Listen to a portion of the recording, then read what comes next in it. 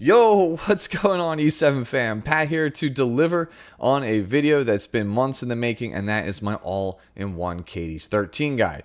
Some of you may be asking, why did this take months to make? And the answer is pretty simple. This hunt is way harder than almost every other hunt in Epic 7, and as always, I try to be as thorough as I possibly can. I highly recommend that you watch my Wyvern 13 and Asthmatic 13 guides before watching this one. It's pretty simple as to why. We're going to be using speed gear from Wyvern in every single team that they talk about. And for every team, except for the first one, which is the beginner team, I'll most likely be using rage gear from the Asthmatic hunt. So you have been warned. I will link those videos, by the way, down in this video's description. Speaking of stuff that's down below, use the timestamps to find anything you are looking for in particular in this video because it's quite long. Lastly, before we jump into it, got to give a quick shout out to Divine Shadow for his help in editing the script of this video. It's thanks to him that I was able to actually get this video focused and be the best version of itself and bring it all to you. And I truly think that this is the best video that I have made up until this point. If you do enjoy it, as always, leave me a like on it and subscribe if you want to see more content like this. But more important than those two things, share this video with a friend or a guildmate, especially if they're struggling with the content. Okay? Alright, enjoy. Caides is the final hunt in a cycle of 5 that players use to farm equipment to gear the characters that they want to play in Epic 7. Wyvern is typically farmed by players who want the unique speed set gear that it drops, while Asthmatic is useful for obtaining sets like Rage and Immunity. As I stated in the intro, Caides is a bit trickier compared to those other hunts that I've covered in the past. It has more RNG, and the enemies contained within simply have more health. The number of solutions are also far higher than most of the other hunts, especially when it comes to the topic of one-shot teams. I normally on this channel like to do things as thoroughly as possible, but with this video I'll be making an exception. This video will be much simpler and divided into 5 parts. The equipment sets from Caides, the hunt's mechanics itself, a super easy team to get you started, a consistent team for you intermediate and advanced players, and then as always, we'll round it out with some of the possible one-shot compositions. Let's start with the equipment sets that can be obtained from Caides, you know, the primary reason you're probably farming this level in the first place. The unique equipment sets you can obtain include the injury set, the revenge set, penetration set, and finally the torrent set. Unlike Wyvern with its speed set or Asthmatic with its rage set, there is no real crown jewel of the Caides hunt. All 4 sets that you can get are highly specialized, but none of them are by any means bad, and at the highest levels of PvP, all of them have their place and usefulness. It's for this reason that you can think of Caides as a hunt designed for players who want to push their characters to the limit or open up new play patterns that they wouldn't otherwise have access to. Let's start with the injury set. Injury is a 4-piece set that causes the wearer's attacks to decrease the maximum health of a target by up to 12%. This 12% value is halved for AoE attacks. Injury is a powerful PvP set that is used to keep many of the game's strongest health scaling bruisers in check. While Injury is niche compared to many equipment sets in Epic 7, having a few good sets of it will enable some very strong builds for specific characters. Many heroes in this game like Alencia, Bellion, and even collab heroes like Edward Elric really benefit from having access to the Injury set. In some cases, this set even turns their worst matchups into winning ones, such as with Bellion. Next up, let's talk about the Revenge set. Revenge is a 4-piece set that provides a 12% speed bonus, which is half the value that you would normally obtain from the speed set that you get from Wyvern. The catch here is that the Revenge set provides you with 0.5% more speed for every 1% health the wearer has lost. This means that when your character drops to 74% health, the Revenge set will be on par with the speed set and increase in value as the user's health total goes lower and lower. Most speedsters who are trying to take the first turn in PvP aren't really going to be looking for the Revenge set, as taking turn 1 is going to be the most important priority for them. Rather, the Revenge set is incredible for many of the game's tanks, bruisers, and supports who are trying to hold on for a very long and pronounced game. High health heroes like Yulha or Dark Corvus can make incredible use of the Revenge set.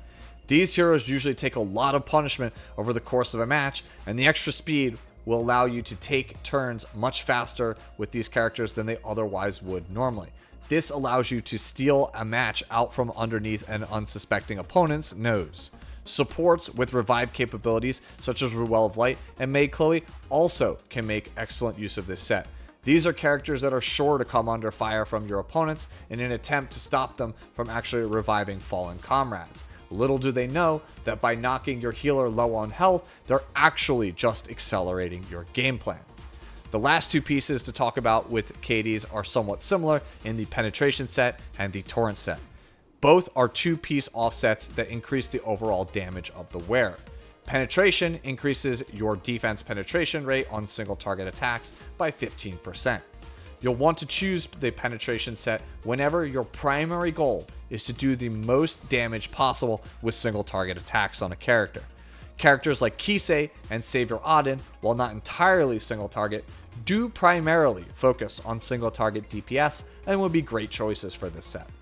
It is important to note that while the defense penetration provided from the penetration set does stack with defense penetration found on character skills, it does not stack with the penetration set itself. So no, you can't wear 4 or 6 pieces of penetration set to double or triple up on this bonus. That isn't true, however, for the last set from Caides, which happens to be the newest one in Torrent. Torrent increases your damage from all sources by 10% at the cost of lowering your health by 10%.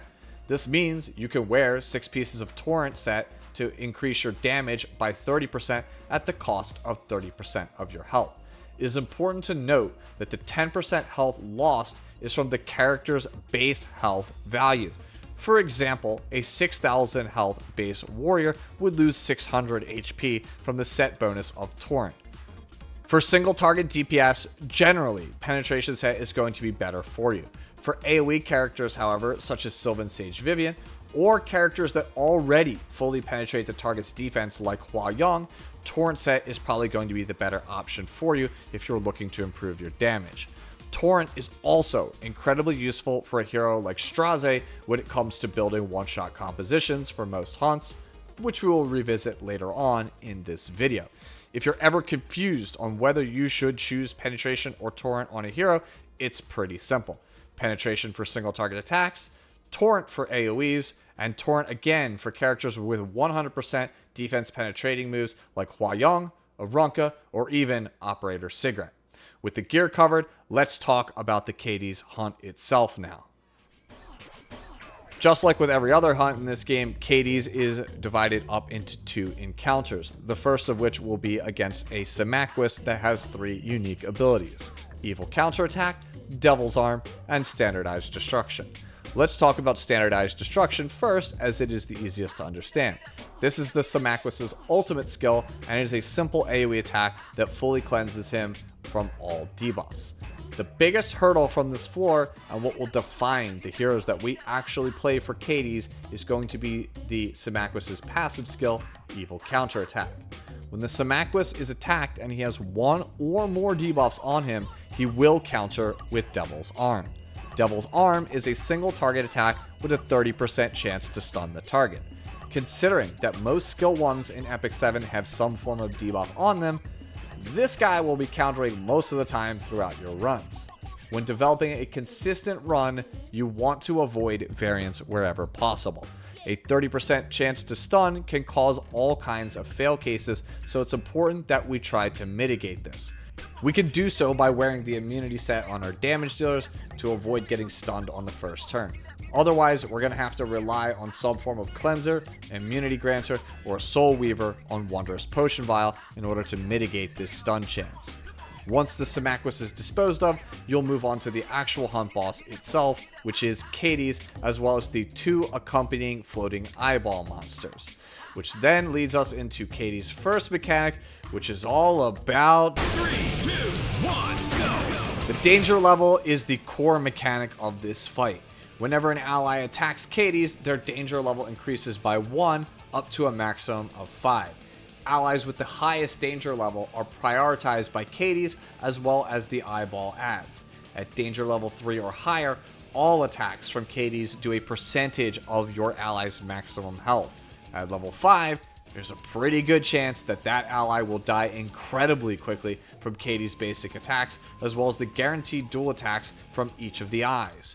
To reset a character's danger level, they simply need to use a non-attack skill. Caides has 2 other passives on top of danger level. The first of which is Demon's Armor, which reduces the damage that it takes from max health sources like Daydream Joker by 50%.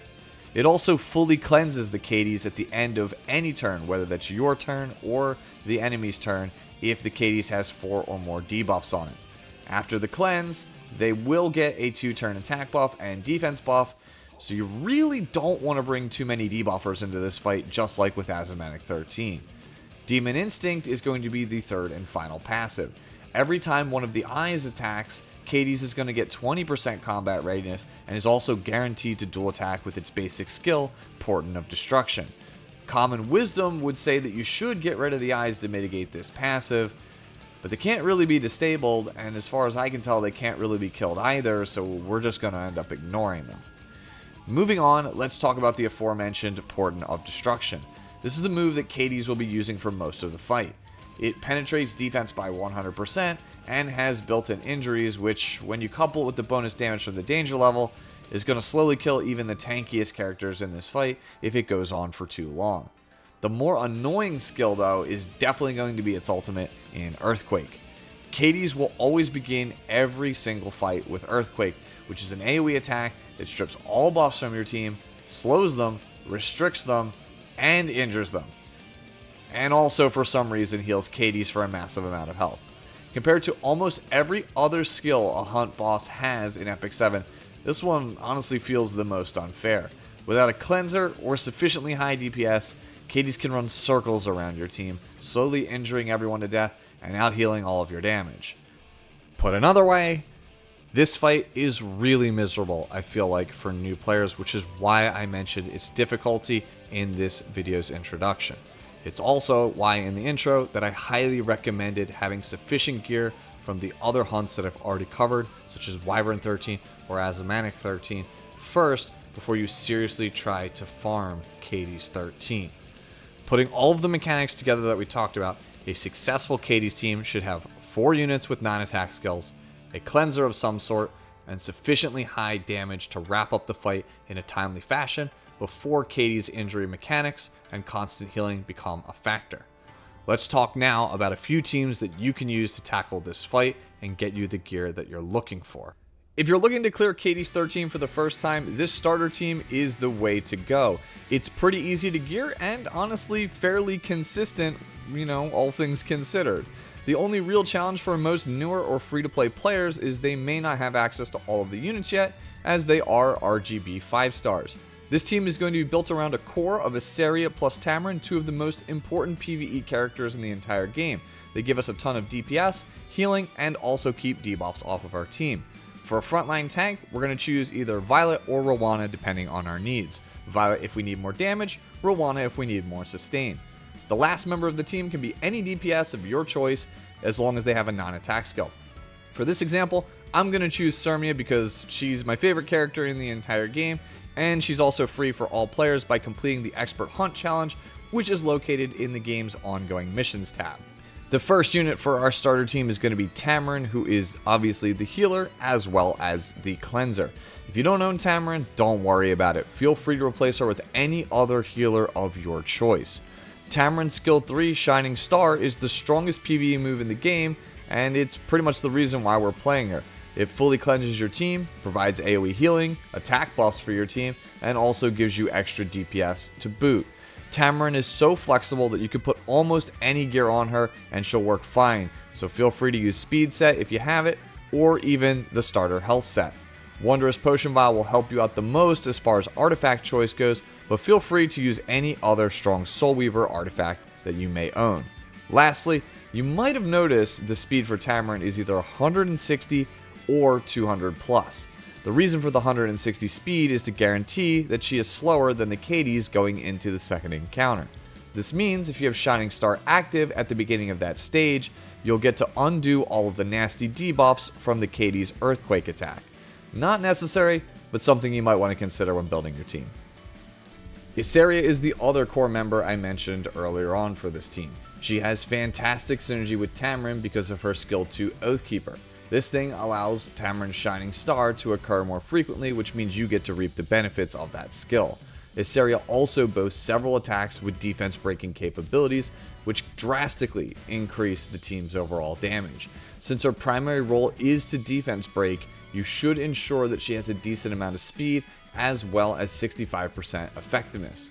After that, focus on giving her damage to increase your team's clear speed, or just focus on health to ensure she survives any stray hits. Song of Stars is the best artifact for this character, but it does come with the risk of triggering Demon's Armor depending on the other debuffs that are on your team. Other choices, like Daydream Joker, might be safer in the long run. The Apple Man, more commonly known as Violet, is my preferred choice for a frontliner when you're first starting out. Violet has a 50+% chance, depending on artifact, to dodge any incoming attacks, and dishes out a counterattack whenever he successfully manages to do so. Given how frequently Caides attacks thanks to Demon Instinct, Violet can dole out potentially 4 attacks per turn cycle, which when you couple it with a defense break can make really short work of this hunt. Violet's major drawback is that he is a Scorpio Thief, a stat line that is plagued with absolutely abysmal base defense. If you're really unlucky, he might just end up eating dirt before he ever ends up getting to eat an apple. Your other choice for tank is going to be the controversially designed Roana. Her passive Vigilant Eye gives your team free healing and combat readiness whenever an enemy uses a dual attack. This turns Demon Instinct against Caides and allows for a lot of free value for your team to push through the hunt if you're struggling. Roana boasts arguably the best Soul Weaver stat line in the game for taking punishment, which makes her a perfect choice for your frontline spot.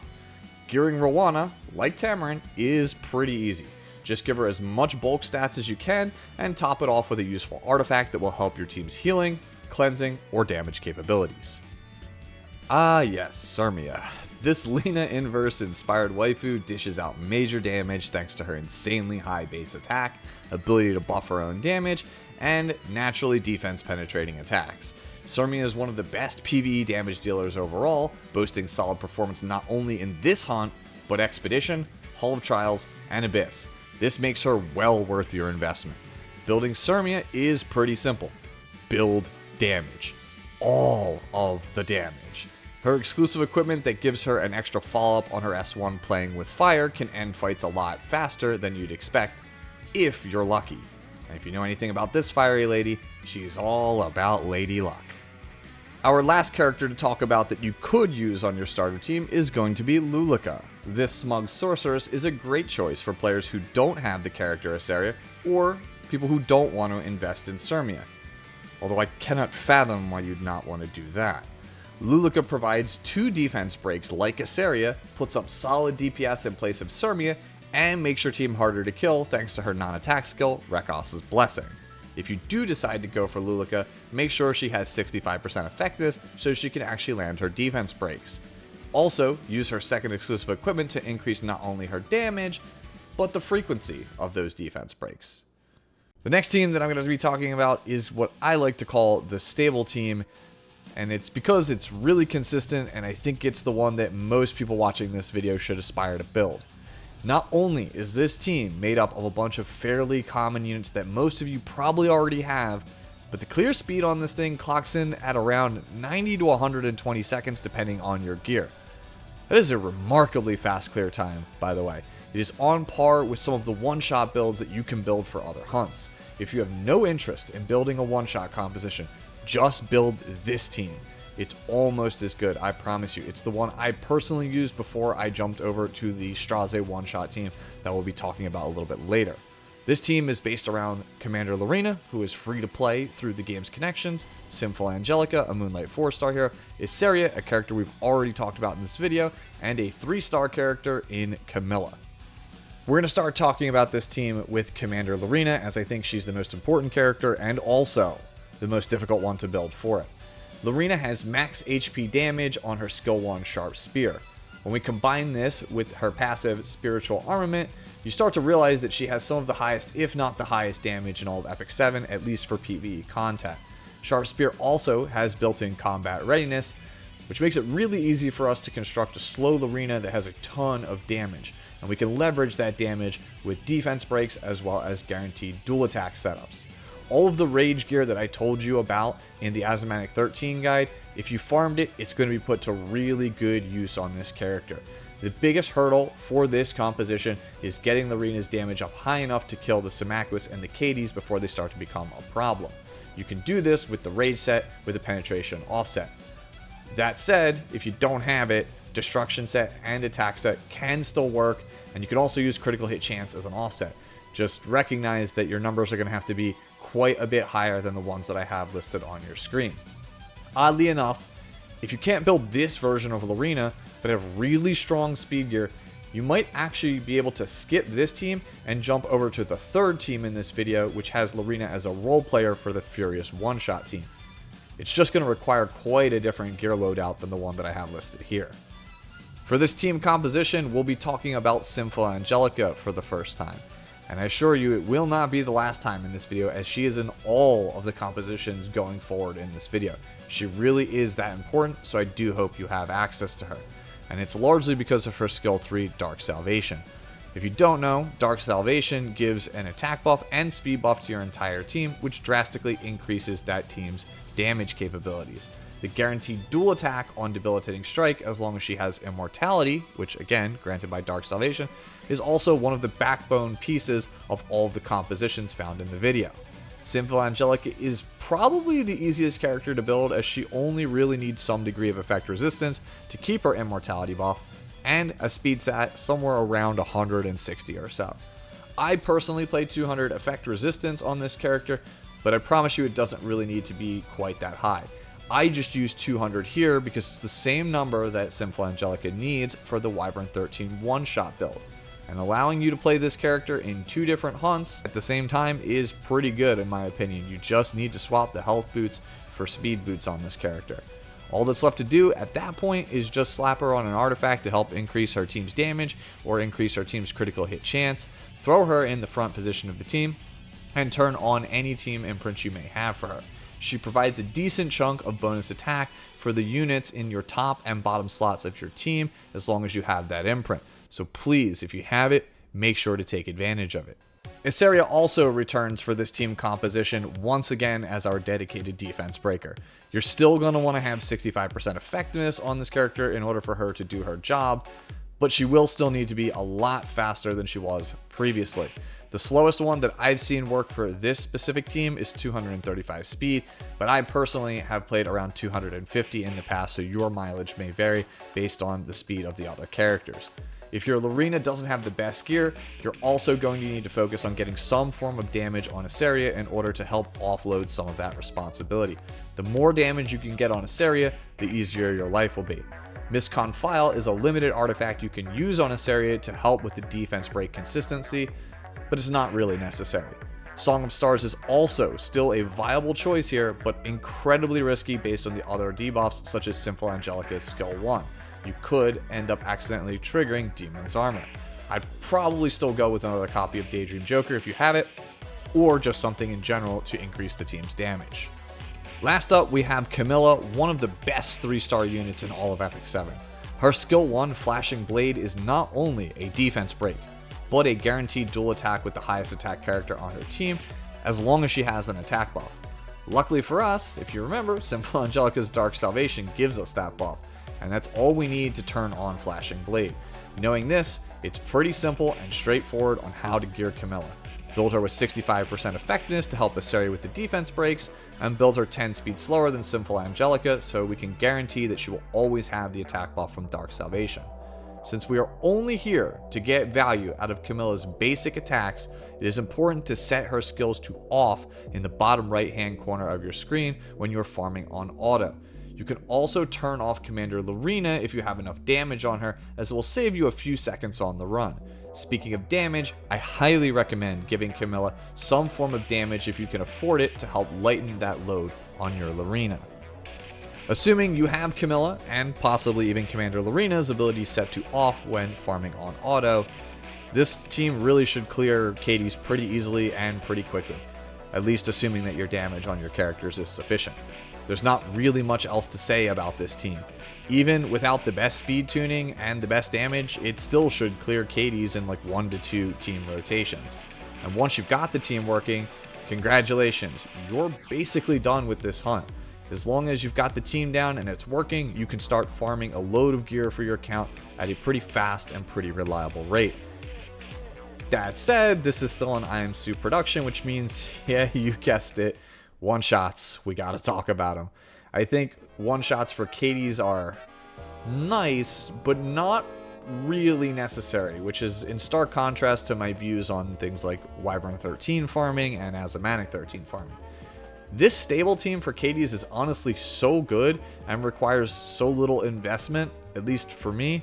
The only real reason that I would really push for one-shots is if you've got a lot of leaves and you want to be done farming as fast as possible. Or you just have really deep pockets and you don't mind spending a ton of money to farm at the most efficient rate. The first team that I'm going to talk about for one-shots is again going to be based around Lorina as well as Sinful Angelica. But we're going to ditch Iseria and Camilla for the 5-star command model Laika and the free-to-play 4-star character you can get from connections in Furious.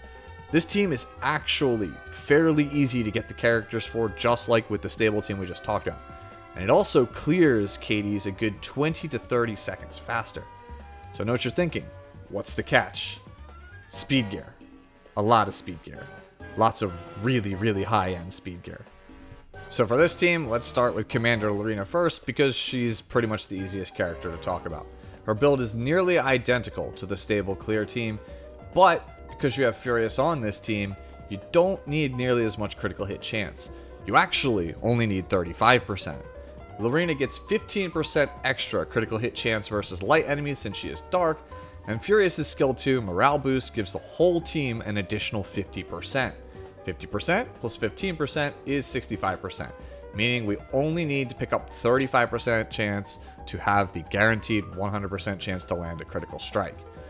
This is what I was talking about earlier when I said gearing Lorina should be a breeze for most of you, because our boy Furious does most of the heavy lifting.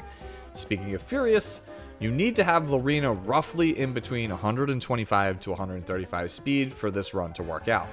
130 has been the number that has been best for me in testing. And this is because Furious will have to lap Lorina's turn during the Samaquis encounter so that everything works out. I'll talk more about this when we get to Furious. Sinful Angelica is next up for this team, and just like Lorina, she's super easy to gear. Same stats, except we're looking for around 200 speed instead.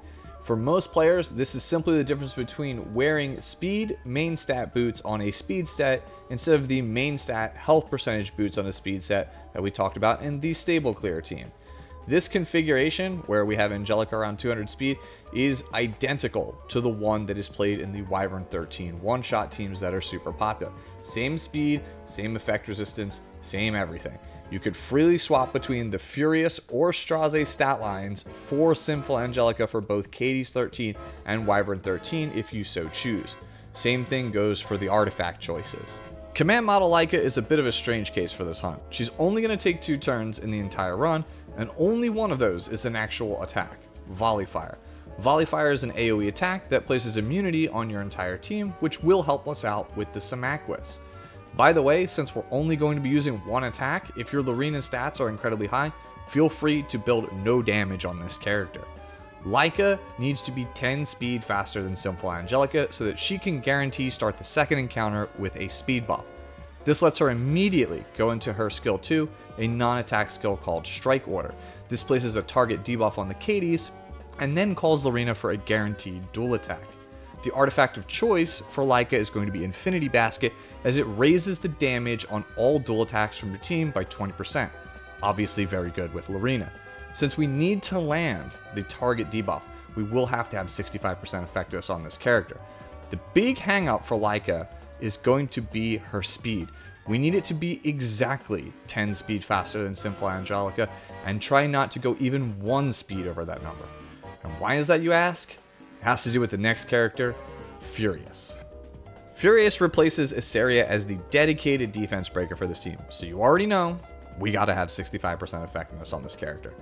His powerful morale boost lets us gear DPS super easily because it gives everyone 50% free critical hit chance.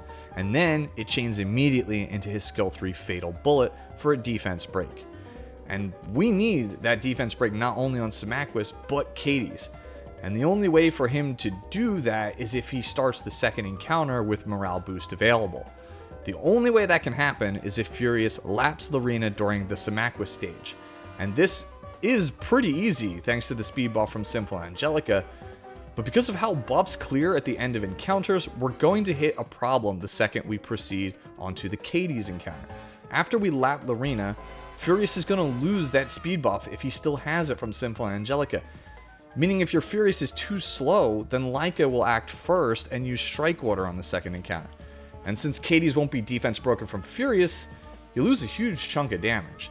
This means that not only does Furious need to be fast enough to lap Lorina, but he needs to be 30% faster than command model Laika, so he cuts in front of her even if she has a speed buff. So for me, with a 210 speed Laika, this meant that I needed a 274 speed or faster Furious.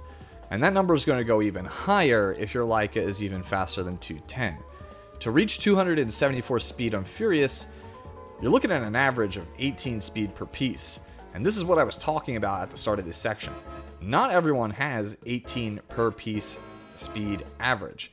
And those of you who do, well, you may not want to invest at all into this hunt team because it's only really slightly faster than the stable clear team. Again though, this team is here for completeness sake, and if it speaks to you, then by all means build it. I felt it was important that this video contained at least one-shot composition that didn't require a Moonlight 5-star or a limited hero, which the final team in the video is going to require both. It's the fastest team for Caides 13, at least that I'm aware of, and is a one-shot composition built around Sinful Angelica, Watcher Schuri, the limited Guilty Gear collab hero Elphelt Valentine, and arguably the best hunt character in the game in the Moonlight 5-star hero, Straze.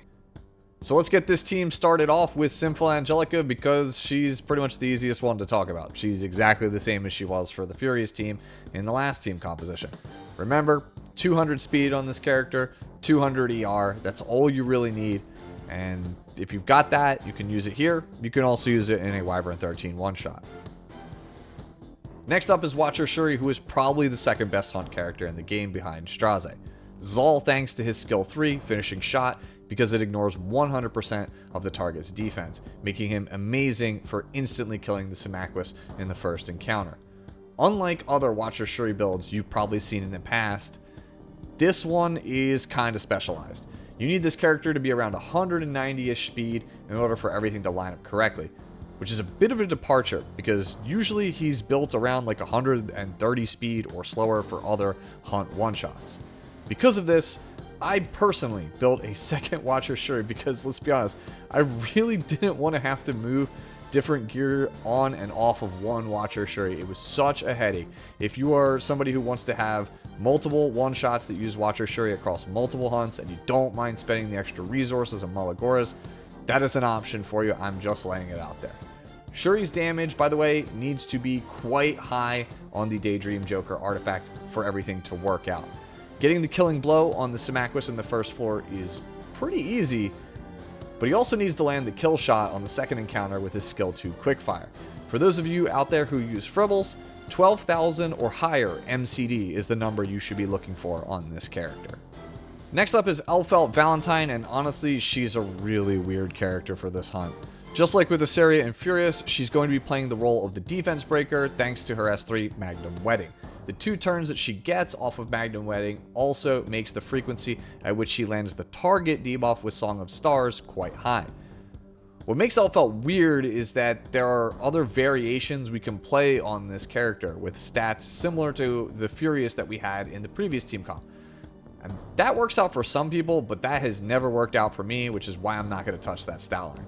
The variation that has worked the best for me is building her as a rage set DPS to help lower the gear threshold on both my Watcher Schuri and my Straze. Since Elphelt is a defense breaker, yes, she's going to need 65% effectiveness. But also, she needs to have some kind of damage on her. The damage that I have is roughly the same, if not slightly higher, than the damage that I have on Watcher Schuri, again at around 12,000 MCD. And we need all of this while being around 160 speed. For me personally, Elphelt is the hardest character to gear for this team, but your mileage may vary. Let's close out this video with the same character we've closed out all of the hunt videos that I've done with so far. Our main man himself, Straze. Star Extinction is a hell of a move. Not only is it amazing in PvP, but it's probably the single best attack for killing hunt bosses in all of Epic 7. In the past, gearing Straze felt like a pipe dream for using for hunts. Only the biggest whales could do it, but with the introduction of the Torrent set, it's a lot easier. Without the Torrent set, the quality of the gear you're going to need to pull this off is going to be significantly higher. We're shooting for 21,000 MCD for those of you who use fribbles and understand that terminology. You will need to have Straze's skill 1, by the way, Maximal Agort, as he will use it at least once in the run because of Sinful Angelica and her guaranteed dual attack. Critical hit chance at 85% will be fine if you're only using Straze to farm Caides, but it will need to be higher if you decide to use this character as a one-shot for other hunts in Epic 7. The speed on Straze can be ever so slightly slower than what I have listed here as well if you have no intention of using him in other hunts, again, besides Caides. Between 128 to around 131 to 132 speed should allow you to use the same Straze build as part of a one-shot team for all 5 hunts in Epic 7. This is how I currently have him geared, and it's how I use him in Epic 7 to farm all 5 hunts as a one-shot. It has been allowing me to farm gear and burn through leaves at warp speed. Seriously. I'm so leaf broke, man, and honestly, it sucks. So before we close out this video, enjoy one full run of the Straze team comp. Enjoy.